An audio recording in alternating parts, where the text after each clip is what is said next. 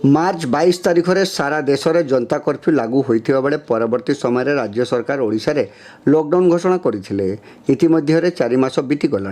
तेबे लॉकडाउन और सटडाउन जो बालेश्वर लोकसभा निर्वाचन मंडलीर लक्षाधिक युवक युवती विभिन्न पड़ोशी राज्य में चाकरी करने को सेठारे फसी जाते। तेबे राज्य सरकार से ओडिशा को फेराई आने कौन पदक्षेप सेतेबेले नहीं नथिबा बेले बालेश्वर लोकसभा निर्वाचन मंडलीर कांग्रेस प्रार्थी नवज्योति पट्टनायक से दुख और जंजाड़ शुणा पर सेमानकु किभଳି सुरक्षित भाव निज गाँ माटी को फेराई आनी हेबो से नहीं प्रगाढ़ उद्यम करथिले। दीर्घ 5 मास पर श्री पट्टनायक बालेश्वर आसीथिबा बेले एने तांकु आम प्रतिनिधि भेटी तांकर पदक्षेप संपर्क में पचारिथिले। आसंतु सुनिबा कोन कहउचंती नवज्योति पट्टनायक। प्रथम कथा तो आज्ञा देखंतु एही समय रे एही जो कोरोना महामारी समय रे आम पूरा देश रे आम राज्य रे बालेश्वर रे जो भाई लोक असुविधा अच्छी से समय रे राजनीति करवा उचित नहीं। अन्य नेता उपर मोर किसी कहवा अधिकार नहीं। तांकर कौन सुविधा असुविधा जोगुरु तांकर कौन होइतिबो, किंतु व्यक्तिगत भावे मु आ कांग्रेस पार्टी तरफ आमे जो दिन ठू लॉकडाउन हैला सेबेठू आमे गोटे निष्पत्ति नेलु कि जेते दूर संभव जी जोठी अच्छी आम लोकों सेवा जोठी रहीकि आम करूँ आम ताकू करूँ। खास करी मु आपण गणमाध्यम रे एटा जणे देवा चाहूँगी। मो पाखकू 27 तारिख मार्च रे मो पाखु गोटे फोन आसला। से टाइम रे आमे सब चिंता करूँ कि आमे लोकों को केमिति सेवा करूँ कौन करूँ कौ भाया करूँ। से 27 तारिख दिन में मत गोटे जगार फोन आसला कहले आज्ञा आम बालेश्वर लोक आम रायपुर रे फसिकी अच्छु आमपाई एमती असुविधा होमको केमती साहाय्य दरकार। मु भी चिंतार रहीगली। से नुआ नुआ लॉकडाउन होता कि आम आमको केमिति साहाय्य करें। आम लोक मैंने जिते आमको फोन करचंती सी मत से गोटे कथा कहले कहले आज्ञा आम समस्त को फोन करके हताश हो जाइए से आम आपण पाक लास्ट को फोन कलु। मत से जिनसटा एत छुईला मु कहली जदि मो पाखक फोन करने मोर एटा कर्तव्य केमिति जो बाटे हेले तांको साहाय्य करने जहाँ हो भगवान का दयारु मु गोटे बाट पाईगली। तांकु मु कही तांकु कथा देली कि जो पर्यंत आपण माने आपण निज घर को फेरी पारि नाहंती से पर्यंत आपणकर एठी खाइबा पीवा राशन पानी रे किछि असुविधा होबनी से दायित्व मु नेबी। से भाया आस्ते आस्ते आस्ते आस्ते आम संगे संगे कांग्रेस पार्टी वाला भितर आमर गोटे ग्रुप बनीगला। आम गोटे व्हाट्सएप ग्रुप बनीदेलु।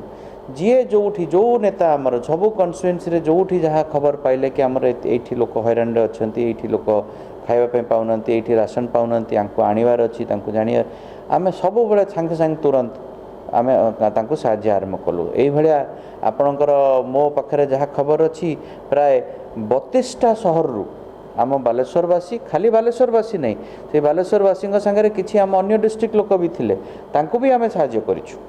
आमको आमर पीसीसी प्रेसिडेंट को निर्देश अनुसार सोनिया गांधी के निर्देश अनुसार कांग्रेस पार्टी जो जगार जोठी साहाय्य करिपरिबो आमे तांको से भलिया करिछु। आ मते खुशीर कथा कि मु माने सत कथा कहबी आपन को आमर बालेश्वरवासी माने एते लोक बाहर थिले बोली मोर चिंता नथिला। ए जो कोरोना जोगुरु आमे सब जानिलु आ से माने लॉकडाउन पर लॉकडाउन भितर जो हैरान रहिले जो अवस्था रहिले फेरी आसिला परे मु जेहेतु बालेश्वर मु आसी पारुनथली कोरोना जोगुरु मु आसिला परे मु तांकर हालचाल बुझिया पे काली बस्ता बालियापाल जाइथिली। मु आसंता के ए जो पुणी सटडाउन हो जीवो शनिवार रविवार पुणी सोमवार मंगलवार बुधवार बेलू मु आ गोटे जगह को जीवी तांकर हालचाल बुझीबी जोठी जोठी आमे कांग्रेस पार्टी तरफ साहाय्य करि परिबु आमे सेटु करिवु। आपण देखिथिबे आपण को गणमाध्यम रे ही मु देखि आपण देखिचंती कि आमे बालेश्वर रे खाइबा ठु नहीं कि मास्क बांटी की सैनिटाइजिंग जगह को सैनिटाइज करी सैनिटाइजर बांटीबा आउ नबा आनिबा सब प्रकार साहाय्य हम जा करि परछु हम करिछु। आ एटा हमर उद्यम रहिबो जेते दूर पर्यंत आमे लोकंग सेवा करि परिबो आमे करिबो। निष्काम सेवा पछर कोन उद्देश्य अछि? କୌଣସି କାମନା ନ ରଖିକି ଆପଣ ସେବା କରୁଛନ୍ତି। ଶୁଣନ୍ତୁ ଶୁଣନ୍ତୁ ଆମେ ତ ହେଲୁ ମୋର ତ ବାଲେଶ୍ୱର ହେଲା ମୋର କର୍ମସ୍ଥାନ। ଆଉ ମୁଁ ଯଦି ବାଲେଶ୍ୱରବାସୀ ପାଇଁ ଏତିକି କରିପାରିବିନି ତାହେଲେ ମୋର ଲାଭ କ'ଣ? ମୁଁ ତ ଆସିଛି, ମୁଁ ମୋର ବାଲେଶ୍ୱରବାସୀ ହେଲେ ମୋର ଏଇନା ଘର। ଆଉ ତାଙ୍କ ପାଇଁ ସେବା କରିବିନି ଆଉ କାହା ପାଇଁ କରିବି? ମୋତେ ଯିଏ ବି ଫୋନ୍ କରିଛନ୍ତି ମୁଁ ଚେଷ୍ଟା କରିଛି ତାଙ୍କୁ ସେବା କରିବା ପାଇଁ। ଯେଉଁଠି ପାରିନି ମୁଁ ତାଙ୍କୁ କହିଦେବି ମୁଁ ପାରିନି, କିନ୍ତୁ ମୁଁ ଯିଏ ଆଜି ଏପର୍ଯ୍ୟନ୍ତ ଯେଉଁମାନେ ସାହାଯ୍ୟ କରିଛନ୍ତି ମୋତେ ଫୋନ୍ ପାଇଁ କରିଛନ୍ତି ମୁଁ ସମସ୍ତଙ୍କୁ ସାହାଯ୍ୟ କରିଛି। ଯଦି ମୁଁ ଏଇ ସମୟରେ ତାଙ୍କୁ ସାହାଯ୍ୟ କରିପାରିବିନି ତାହେଲେ ମୁଁ ଏଇଠି ଗୋଟେ ରାଜନେତା ହେଇକି ଲାଭ କ'ଣ? ବସ୍ତା ନିର୍ବାଚନ ମଣ୍ଡଳୀର 2ଟି ପଞ୍ଚାୟତ କାଲି ଯାଇଥିଲେ, ଆପଣ ବୁଲାବୁଲି କଲେ, ସେମାନଙ୍କ ସାଙ୍ଗରେ ସେଇ ପ୍ରବାସୀ ଗୁଡ଼ାକ ଭେଟିଲେ, ସେମାନଙ୍କର କ'ଣ ପ୍ରତିକ୍ରିୟା ଥିଲା? ଦେଖନ୍ତୁ, ମୋର ଉଦ୍ଦେଶ୍ୟ ଥିଲା ସେମାନେ ଫେରିଲା ପରେ କ୍ୱାରେଣ୍ଟାଇନ୍ ସେଣ୍ଟରରେ ରହିଲା ପରେ ତାଙ୍କର ଦୁଃଖ ସୁଖ ତାଙ୍କର ହାଲ କ'ଣ ବୁଝିବା ପାଇଁ ମୁଁ ଯାଇଥିଲି। ସେ ଆଜ୍ଞା ଦେଖନ୍ତୁ, ଗୋଟେ କଥା, ସେମାନେ ଯେହେତୁ ଆମ ରାଜ୍ୟରେ ଚାକିରି ମିଳୁନି ବୋଲି ସେମାନେ ବାହାରେ ଯାଇକି ଚାକିରି କରୁଛନ୍ତି। ଏଇନା ତାଙ୍କର ଚାକିରି ବି ନାହିଁ। ରାଜ୍ୟ ସରକାର ଯେଉଁ କହିଛନ୍ତି କି ସେମାନେ ନିଜ ରାଜ୍ୟରେ ଚାକିରି ଦେବାର ବ୍ୟବସ୍ଥା କରିବେ, ସେହି ବିଷୟରେ ତାଙ୍କ ସାଙ୍ଗରେ ମୁଁ କଥାବାର୍ତ୍ତା କରିବା ପାଇଁ ଯାଇଥିଲି। ଆମର କାମ ହେଲା, ରାଜନେତା ହିସାବରେ ଆମେ ରାଜ୍ୟ ସରକାରଙ୍କୁ ବାରମ୍ବାର ଜଣାଉଥିବୁ କି ଭାଇ ଆପଣଙ୍କର ଏଇ ଯେଉଁ ଚାକିରି ଲୋକମାନଙ୍କୁ ଦେବା ଦରକାର। ଆଉ ତାଙ୍କର ଘରେ ସୁବିଧା ଅସୁବିଧା କ'ଣ ହାଲଚାଲ ବୁଝିବା ପାଇଁ ମୁଁ ଯାଇଥିଲି। ଯେହେତୁ ସେମାନେ ବହୁତ କଷ୍ଟରେ ଆସିଛନ୍ତି, ବହୁତ ହଇରାଣ ହେଇକି ଥିଲେ, ଦୋକାନ ବଜାର ବନ୍ଦ ହେଇଯାଇଛି, ଖାଲି ହାଲ ବୁଝିବା ପାଇଁ ମୁଁ ଯେହେତୁ ଆସିଥିଲି ତାଙ୍କ ପାଇଁ ଦେଖା। ସେମାନେ କ'ଣ ଯିବେ ବୋଲି ପୁଣି ଏଥର କହୁଛନ୍ତି କି ନିଜ କର୍ମସ୍ଥଳୀ? ଦେଖନ୍ତୁ, ବ୍ୟକ୍ତିଗତ ଭାବରେ ମୁଁ କହିବା ପାଇଁ ଚାହୁଁଛି, ଆମ ଭାଇମାନେ ବାହାରକୁ କାହିଁକି ଯିବେ? ଯିବା ଦରକାର କ'ଣ?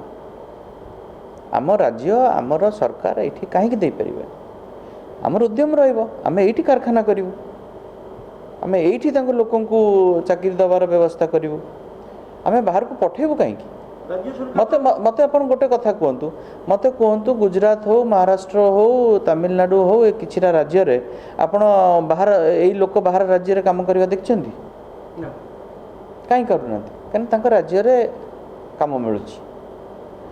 ଠିକ୍ ଅଛି, ମୋର କହିବାର ରହୁଛି କାହିଁକି ମିଳିନି, କେଉଁଥିପାଇଁ ମିଳିନି, ସେଇ ଜାଗାରେ ଯାଇକି କିଛି ଏଇନା ଲାଭ ନାହିଁ। ଏହି ସମୟରେ ଆମେ ସମସ୍ତଙ୍କର ସାହାଯ୍ୟ କରିବା ଦରକାର। ଆମେ ଗୋଟେ ପଲିଟିକାଲ ପାର୍ଟି ହେଇଥାଇପାରୁ, ଆମର କାମ ହେଲା ସରକାରକୁ ରିକ୍ୱେଷ୍ଟ କରିବା, ତାଙ୍କୁ ସଚେତନ କରିବା କି ଏଇଭଳିଆ ସିଚୁଏସନ୍ ହେଉଛି, ଆପଣ ତାକୁ ଠିକ୍ ପଦକ୍ଷେପ ନିଅନ୍ତୁ। ଆଜି ଆମେ ଦେଖୁଛୁ ଆମର ଲୋକ ବାହାରେ ଯାଉଛନ୍ତି ଚାକିରି କରିବା ପାଇଁ। ଆମର କାମ ହେଲା ତାଙ୍କୁ ଯଦି ଆମେ ଏଇଠି ଚାକିରି ଦେଇପାରିବା, ସେମାନେ ବାହାରେ ଯିବା ଦରକାର ନାହିଁ। ବ୍ୟକ୍ତିଗତ ଭାବରେ ପାର୍ଟି ତରଫରୁ ମୁଁ ଚାହିଁବି କି ଆମର ଲୋକ ଏଇଠି ଆମ ରାଜ୍ୟରେ ରହିକି କାମ କରନ୍ତୁ, ଏଇଠି କାମ ପାଇବେ। ଆମର ଉଦ୍ୟମ ସେଇଟା। ରାଜ୍ୟ ସରକାର ସେମାନଙ୍କୁ ମହାତ୍ମା ଗାନ୍ଧୀ ଲିଖିତ କର୍ମ ନିଯୁକ୍ତି ଯୋଜନାରେ ଦେବେ ବୋଲି କହୁଛନ୍ତି, କିନ୍ତୁ ଦେଇ ବି ପାରୁନାହାନ୍ତି। ଲୋକ ବି ବହୁତ ରାଜି ହେଉନାହାନ୍ତି, ଯେଉଁମାନେ ଟେକ୍ନିକାଲ ପର୍ସନ୍ ସେ ରାଜି ହେଉନାହାନ୍ତି କାମ କରିବା ପାଇଁ ମନରେଗାରେ। ଆଜ୍ଞା ଶୁଣନ୍ତୁ, ଠିକ୍ ଅଛି, ଯେଉଁମାନେ ରାଜି ହେଉନାହାନ୍ତି, ଯେଉଁମାନେ ରାଜି ହେଉଛନ୍ତି ତାଙ୍କୁ ତ ଦିଅନ୍ତୁ। ଆପଣ ଆମର ଧରନ୍ତୁ 100ଟା କାମ ଆସୁଛି, ଧରନ୍ତୁ ଯଦି 20 ଜଣ ରାଜି ହେଉଛନ୍ତି 20 ଜଣଙ୍କୁ ଦିଅନ୍ତୁ। ସେଇଟା ବି ତ ଆଜ୍ଞା ଠିକ୍ ହେଇପାରୁନି। ଆଜ୍ଞା ଠିକ୍ ଅଛି, ଯେଉଁଟା ହେଇପାରୁଛି ସେଇଟା ତ କରାଯାଉ। ଆମର ଯେଉଁଟା ହେଇପାରୁନି ଠିକ୍ ଅଛି, ତାର ଦେଖିବା କ'ଣ ପାଇଁ ହେଇପାରୁନି, କ'ଣ ହେଇପାରୁନି, ସରକାର ତାର ଚିନ୍ତା କରନ୍ତୁ। କିନ୍ତୁ ଯେଉଁଟା ହେଇପାରୁଛି ସେଇଟା କରିବାରେ କ'ଣ ଅସୁବିଧା ହେଉଛି? ଆଜ୍ଞା ଲୋକ ଭୋକିଲା ଶୋଷରେ ଚାଲି ହେଇକି ରାସ୍ତାରେ ମରି ବି ଗଲେ। କିନ୍ତୁ ଆଉ ଗୋଟେ ଦୁଃଖର କଥା ହେଉଛି କ'ଣ, ଏଇ ସମୟରେ ଯେଉଁ ତେଲ ଦର ଯେଉଁ ବଢ଼ିଯାଉଛି, ସେଇ ସମସ୍ୟାଟା କେମିତି ଆମେ ହଲ୍ କରିବୁ?